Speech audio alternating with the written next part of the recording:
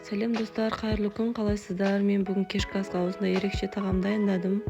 Рататуй деп айтылады. Өздеріңіз де білесіздер деп ойлаймын. Атақты осындай рататуй деген мультфильм бар, осы тағамға арнап түсірілген. Бірінші рет жасап тұрған жоқпын. Сіздер де жасап көріңіздер. Өте оңай, әрі тез дайындалады, дәмі деген ерекше.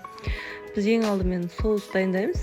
Соусқа біз ең бірінші осылай болгарскийларымызды турап дайындап аламыз, тураймыз. Осылай майдалау қылып турап алыңыздар. Болгарскийлеріңіз ләжі болса қызыл болған дұрыс. Мен қызыл болгарский болмағандықтан осылай қызғылтау болгарский қолдандым. Көк болгарскийлер болмайды. Осылайынан жақсылап болгарскийді турап алдым.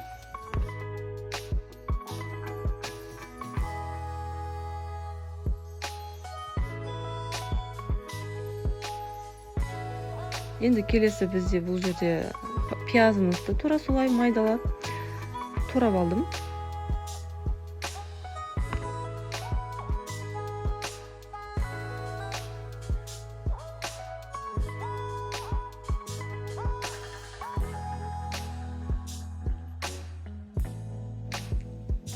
Помидорды да осылай тураймыз. Барлығын өзіме ыңғайлы қылып майдалап турап шықтым.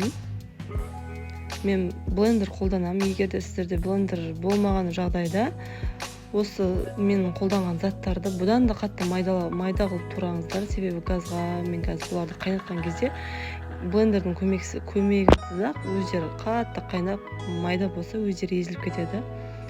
Мен өзім блендер қолданғаннан кейін осындай шамалы кішігірімдеу қылып турадым.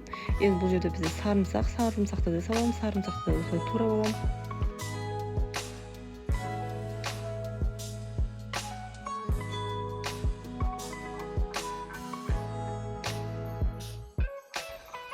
Енді бұл жерде қатарынан салып отырдым. Осылай газға қызып тұрған майға жайлап салып қуырып отырдым. Бетін жауып 15 минутта қайнатып аламыз.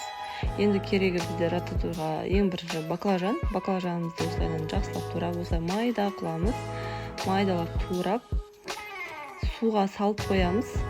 Тұз салып, суға уақыт бір жарты сағат, 20 минут, 30 минут хотя бы қойып қоямыз.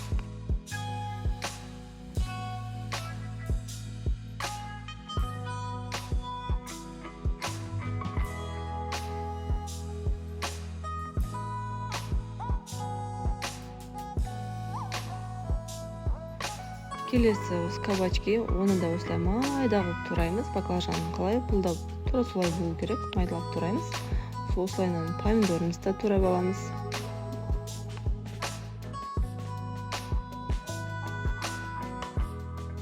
Енді осы қайнаған соус деп айтатқанымда, осы көкөністерімді 15 минутта қайнаттым. Сіздерге тағы айтайын, егер де блендер болмаған жағдайда сіздер майдалап турасаңыздар, шамалы ұзақтау қайнатасыздар, сол кезде езіліп кетеді өз үшін. Мен осылайынан өзімде блендер болғаннан кейін 15 минутта қайнаттым. Сосын осылай ыдысқа салдым. Бұл жерде мен көп сал жерпін. Кейін бұны екіге бөлдім. Жарты блендердің ыдысын жартысынан алып, екіге бөліп езіп алдым. Осылайынан бұл жерде мен уже жартысын құямын. Қараңыздар, өте әдемі болып шықты. Енді тағы да жарты ыдыстағысын құйдым. Дайын болып, енді қараңыздар, бұл жерде баклажаным уже менде 20-25 минутта уақытта тұзды суда тұрды. Енді осы қап-қара суын төгіп тастаймыз. Төгіп тастап, енді бұл жерде соусымды мен осы ыдысқа қайнаттым. Менде осы сковородкам бір жақсы жері, екі ұстайтын жері алынатын болғаннан кейін пешкеде осылай салуға болатын болды. Сол үшін мен осы сковородкамды қолдандым. Шағын кішкентай ғана болды. Үлкен ыдысқа істеудің қажеті жоқ, толтыра алмай қаласыздар. Енді осылайынан қатарынан қойып шықтым. Баклажан, помидор, кабачкиімді.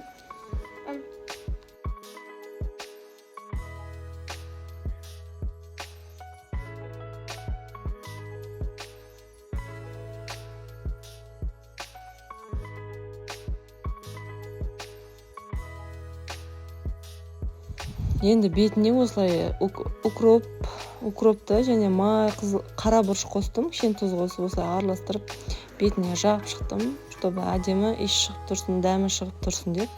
Осылайынан жағып алдым біркелкі барлық жеріне. Одан келесі бізде бетіне фольга қолдандым. Міндетті түрде фольга қолданыңыздар. менің сковородкам жаңа айта кеткендей, сковородкам бір жақсы жері осындай ыстайтын жері алынады екен. Өте жақсы, 2 в 1 деп айтсам болады. Газға қойған кезде қоясыз, если пешке салсаңыз алып тастайсыз.